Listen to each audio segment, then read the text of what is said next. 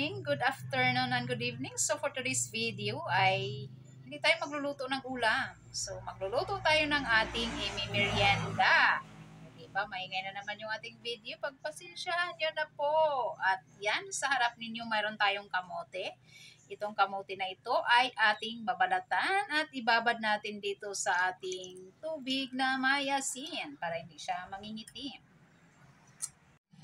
So, babalatan lang natin itong ating kamote. Ayan. Ito ay nabibili ni CRB sa lalako.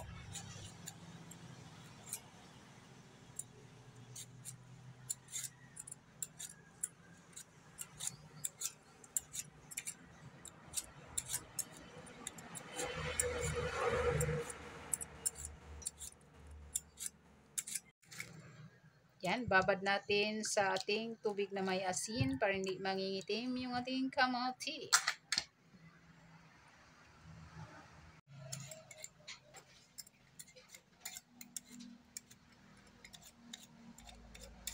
Tuloy-tuloy lang sa pagbalat. Malapit na tayong matapos. Ayan, tapos na. Ito ay huhugasan natin ng maigi. At syempre, kailangan talaga nakababad siya sa tubig. So, ito ay hugasan ko lang muna ng maigi. So, ayan, nalinisan na natin yung ating kamote at babad ulit yan sa ating tubig at lagyan ulit natin siya ng asin. Kasi nga, ito yung gagawin nating fries ay wala tayong ibang ihahalo kundi asin lang. Kaya ayan, dito natin titimplahan.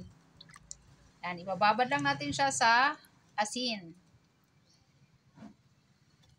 Yan, may kanya-kanya tayong diskarte sa pagluluto ng kamote fries. Yung iba ay nilalagyan ng sugar. Ako ay gusto ko plain lang. Dahil ayaw naman ng matamis. So, at yan ay nakababad na sa ating asin. At yan ay hihiwain na rin natin ng pang fries na laki. Yan. Ingat lang tayo sa ating kutsilyo at matigas ang kamote.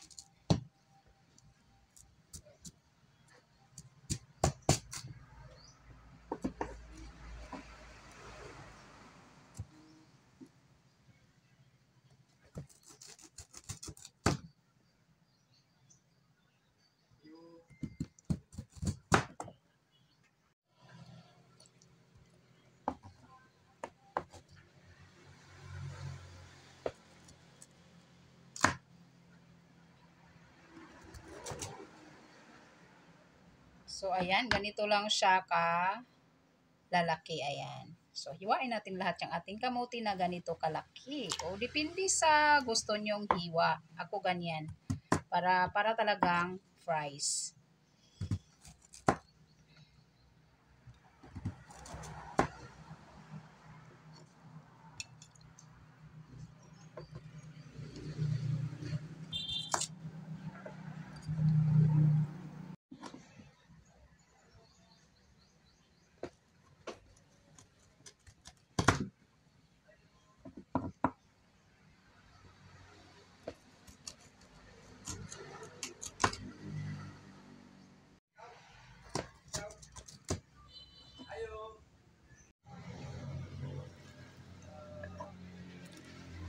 Ayan, nahiwa na natin lahat yung ating kamote. Ito ay ibababad muna natin bago natin siya lulutuin.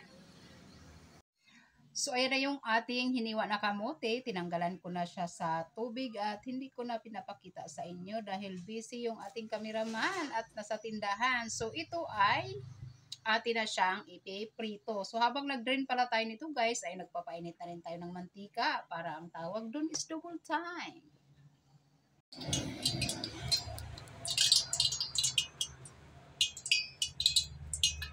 At dahil mainit na yan, ilagay na natin dyan yung ating kamote.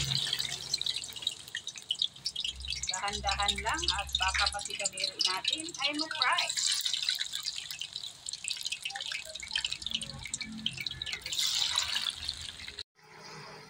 Ayan, antayin lang natin magiging golden brown yung ating kamote. Ayan.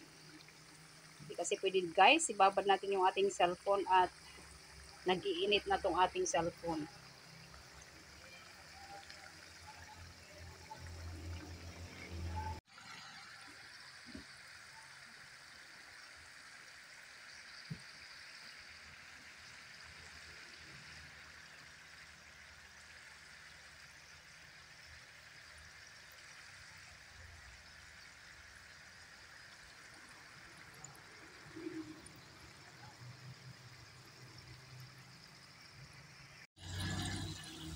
Ayan, brown na yung ating kamote fries. Ayan, kita nyo yun. Ayan, so pwede na to siya guys. Pwede na siyang tanggalin sa mantika. Ayan. Malutong yon.